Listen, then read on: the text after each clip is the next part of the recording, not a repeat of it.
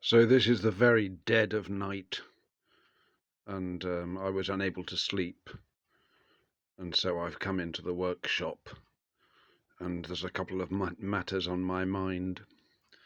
And when I came up, I thought I'd bring the painting that I might have mentioned somewhere else, that I did when I was really, I suppose, 16 perhaps years of age. A sort of crucifixion scene that I'd painted. And it's quite a powerful painting, actually, I do say, although not, I don't know, I don't think it's technically very good or anything like that. But it worked somehow. And one of the few paintings that I did that seemed to be okay. And even the witch, when she saw it, recognized its power. It stands in the corner in my bedroom. I don't have it in a prominent position, and perhaps I should do. I don't really know. It's a sobering subject, of course, a crucifixion scene. I think some people would rather put it away from them. Of course, that's the general trend in the modern world. But there it is. So I thought, well, if I'm going to talk in the middle of the night, I'd better talk in the shed. And I have to talk like this because I have been unable so far to get a proper recording system. I am planning to do it, actually, because it just seems sensible to do it as well as I can. But this is a bit of a cash flow issue in my life at the moment, and I think I have to be a bit cautious.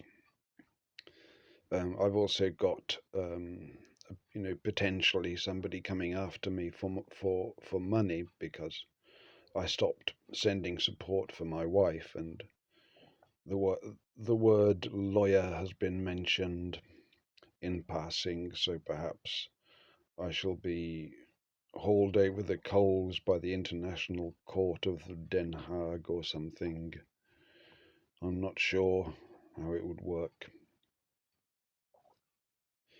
But it's the subject on my mind actually is women specifically, and in a way, two women from my perspective. But I think it's applicable, and I think many men will find similar women in their own lives. And in my case, these two women are fairly conventionally my wife, from whom I have been separated for about 15 years, and is of a different nationality to me. She's Italian. And the other woman is a witch. And I say witch because that's what she calls herself. And again, I think a lot of men don't know witches. It's not a common thing to know a witch. But when I describe the behaviours, you will probably know the type of woman of whom I speak. I mean, I don't like to speak of, speaking by types, as it were, is a little bit offensive, but, we do fit into kind of stereotypes, I suppose, to some extent. I'm sure you could say the same things about me, and they'd probably be fairly correct. Although I will say that one thing that I've noticed over the past years, and perhaps it's a consequence of my conduct, is that people often underestimate me, I think. And I suppose, really, that's what I want them to do, because it's best to be underestimated than to be overestimated, isn't it? So sometimes I suppose people go a little bit too far to the underestimation side. and that gives me a tactical advantage, as it were, if we were at war, which we're not, I hope. Although perhaps with women we are, because they're at war with me, um, and so I have to face, well, demands really for support from a woman who um, betrayed me before the birth of my daughter, to the point that I really need, I've been contemplating the wisdom and the need for a paternity test. It would need to be done, actually. It should have been done straight away, but my foolishness prevented me from identifying the problem, and I was involved in my own amorous pursuits at the time. I was a very young man with hardly a wit to speak of, I'm sorry to say. But, careful study, I suppose, over a lifetime has led me to understand the error of my ways, and also actually reading the Bible has given me so much, and as it does to everybody. That's the source, really, isn't it, of wisdom. It has to be understood. I mean, of course, you can have a personal relationship with Christ and all the rest of it, and I feel that I do have that, um, and I guard it jealously, but it's not useful, shall we say, in normal discourse. Um, you know, I mean, to some extent, I suppose the fact that I did that painting when I was so young and had no interest in the Word of God, it does, it could be taken as being portentous, and sometimes I do see it that way. I will admit it, but you have to be careful with those ideas, I think, and I do try to be cautious because all wisdom comes from above, and I have to be careful of the words that I speak, because words are very important and they're bandied about rather a lot. And they get subject to a little bit of misuse, I suppose, sometimes.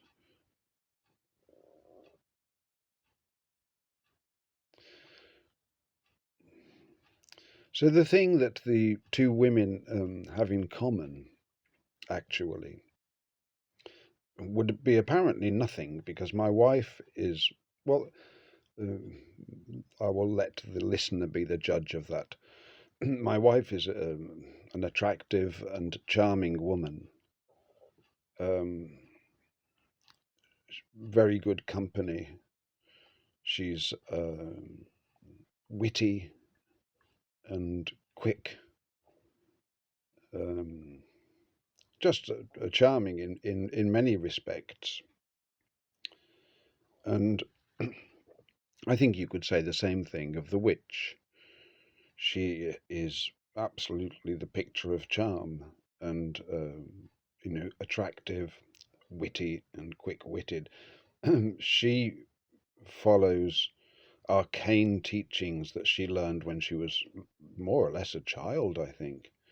I think it's been her intention through her life to try to maintain her childlike understanding of the world, which I think she might view as being uncorrupted. Now, my wife is very different, as she's a highly educated woman and flaunts, as it were, her education very readily. She shares the same quick-wittedness, and she shares the same ability to draw men, particularly, to her, to elicit admiration and desire, indeed. And I'm sure that both women have broken many hearts over the years. Um, Again, I'm not criticizing here. I'm not standing on a platform. My own conduct really is. I will just spare people, you know, the details. But people do what they have to do. We live in the world in which we live, and you find yourself to some extent with the personality that you have, and then everybody else has to put up with you, and the same is true of me. It's just how it is, isn't it?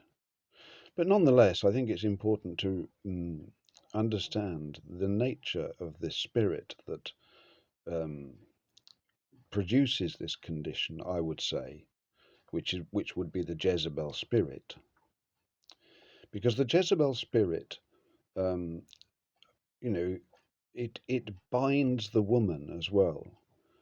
It's a bondage upon the woman because the essence of it is this rebellion. This is the start of it, isn't it? The rebellion against the father. These are women who, probably through, it could be through parental neglect or through parental, shall we say, inappropriate behavior.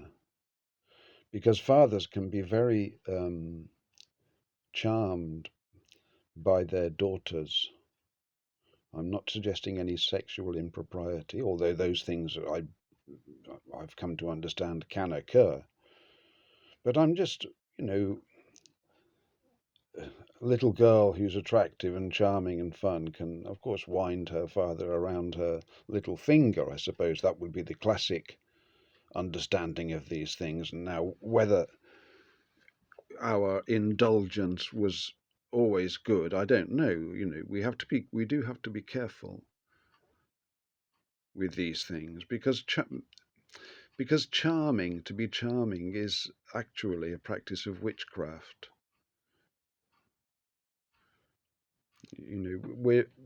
We're encouraged by movies and all the rest of it to have this maudlin sentimentality and sense of charm.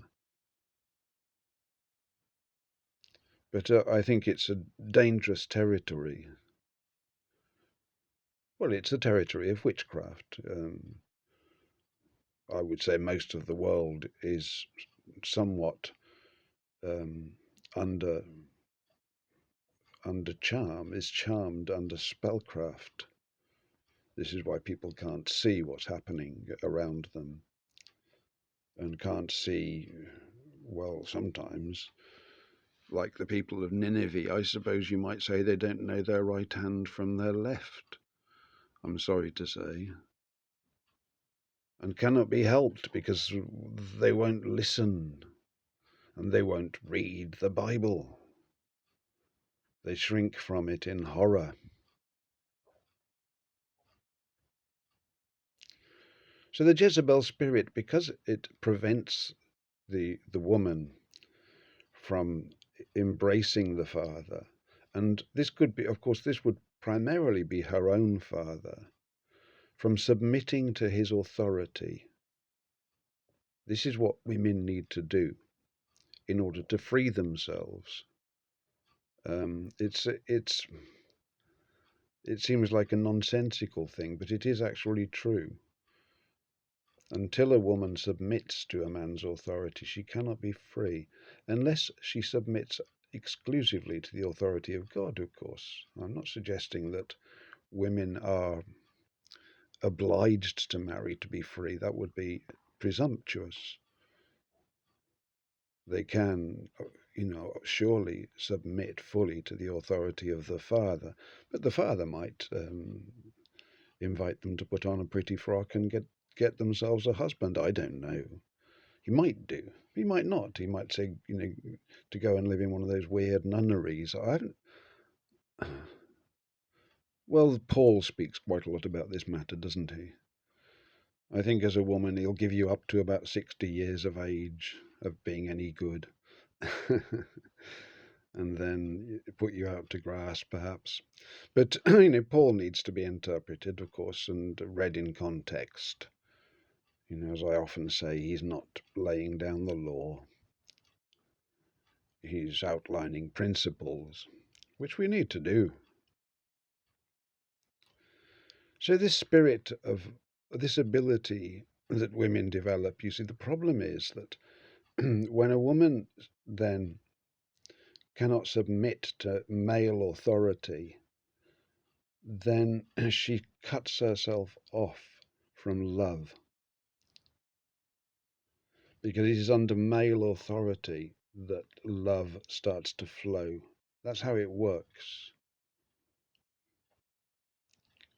It's a, and of course, under the authority of God, the Father. This warring against the fathers has to end in order for the two women that have prompted my thoughts, but for all women really who are beset by this kind of a spirit.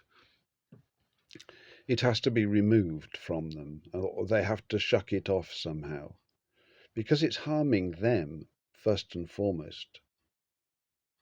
The men are drawn in by these spirits. This is our own fault. I mean, anything that has occurred that I might be prejudicial about in relation to my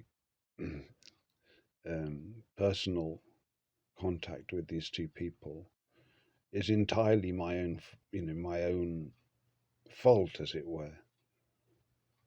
I I willingly walked as I walked, but my eyes have since been opened, and so I've been able to see, I think, a little bit more deeply into the matter, and these are the thoughts that come into my mind.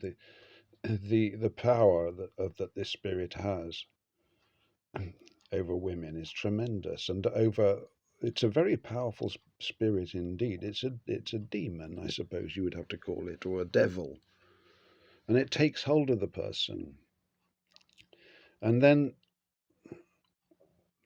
those people, both of those people, I think, they get trapped inside of that spirit, as it were. So their main mode of operation is as though they were on a stage, because the Jezebel spirit loves to be admired. It is inordinately vain, and so they court admiration, they feed off admiration, and that's the spirit manifesting, as it were, and they preen themselves. Their vanity has no bounds. And as long as you interact with their vanity, then you will have pleasant relations with them in general. Now, I think my wife was more, how should we say,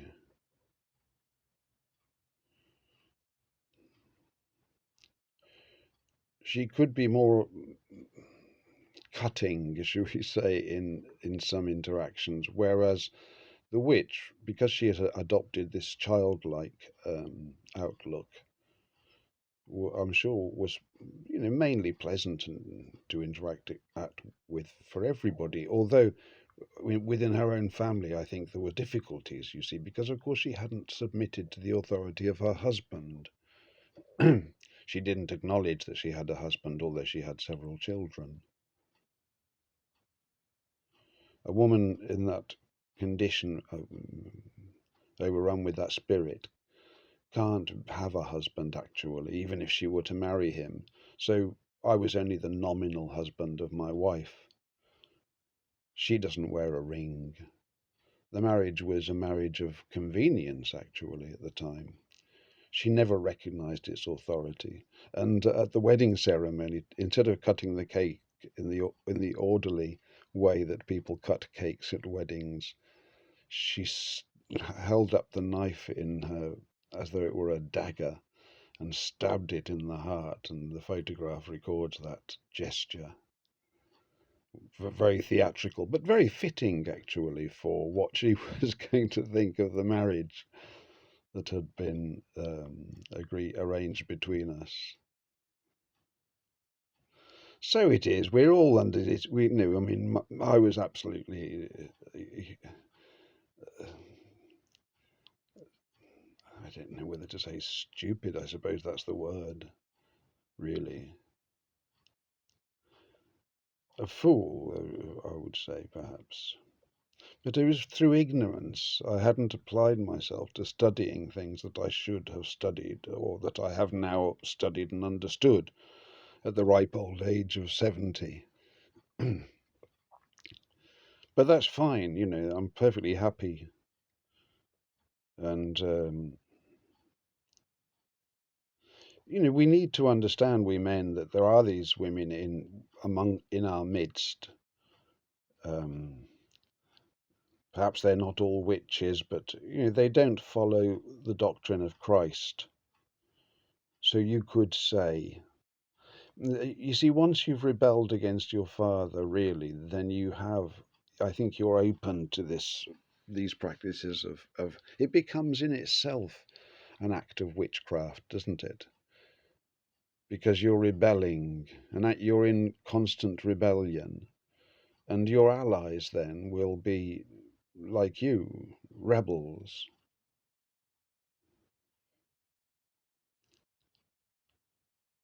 Not that, you could say, well, society has given us reason to rebel. And I think it has. These are the times to which we've come, finally, and only now is the truth being revealed. Because there is blood on all of our hands, and it's certainly not only on the hands of women, it's on the hands of us men too, for not playing our proper role and for allowing these things to slip by, as it were, unnoticed.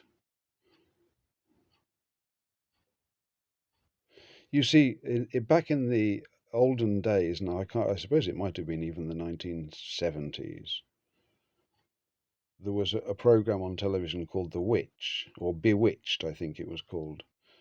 And people of my age might remember it. If not, you could look it up on YouTube and find a few episodes. And the woman that played the witch was, of course, very attractive and very slender and shapely and just sexy. And some people would argue that she might not even have been female, and that's something that you do have to wonder sometimes. I don't know who it was. Samantha was the name that she was given in the series, and her husband was just portrayed as adult, really. I think mainly,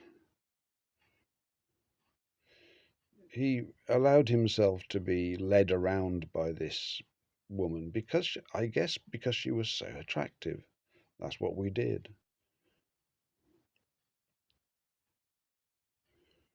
We were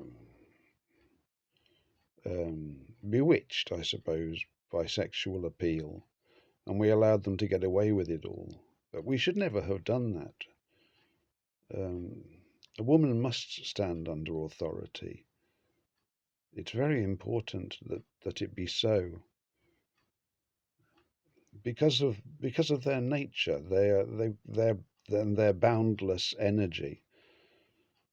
It's dangerous for women to be rambling around without authority over them. It's dangerous to them and to society also. I suppose, really, as men, they are our ward, you could almost say, because they were given unto us for helpers originally. And I know, people don't like to hear that sometimes, but that is what the Bible says in the olden days. And it was also simultaneously, I suppose, placed in our hearts to have tremendous desire and affection for them. So we just need to work that one out somehow. And it's, it's something that we need to do together, I suppose, actually. God bless.